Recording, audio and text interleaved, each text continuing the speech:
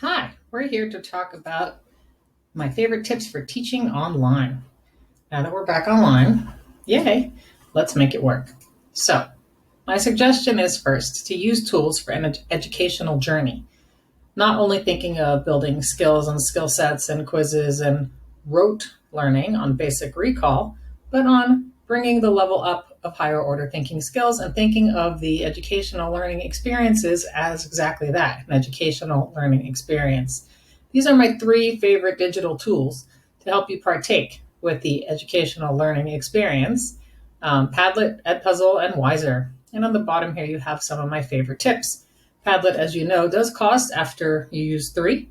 So some alternatives are Jamboard, Linoboard, or Pear Deck and Nearpod, but might be some costs associated with Pear Deck, and they're not. And Jamboard and Lino aren't as versatile as Padlet. And if you do use Padlet, use all the features. There's so many. Don't just use text. Edpuzzle, stop the video, ask questions that stimulate HOTS, higher order thinking skills. And in Wiser, also so many choices of tasks that they call them, but make sure to use images and media. Really make it an interesting experience. If you're having fun creating it, then most likely the students will have fun completing it. And lastly, some tips for face-to-face, online, or hybrid learning. The learning should be student-centered.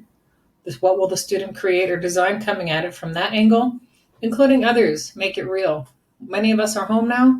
Who else can we reach out to as part of this learning experience to be included in it? A relative, a community member, a specialist in another location. If the learning can become real, it's more meaningful to the students. It adds purpose, it adds relevance, it adds authenticity. On and off, meaning the student doesn't need to complete the task now.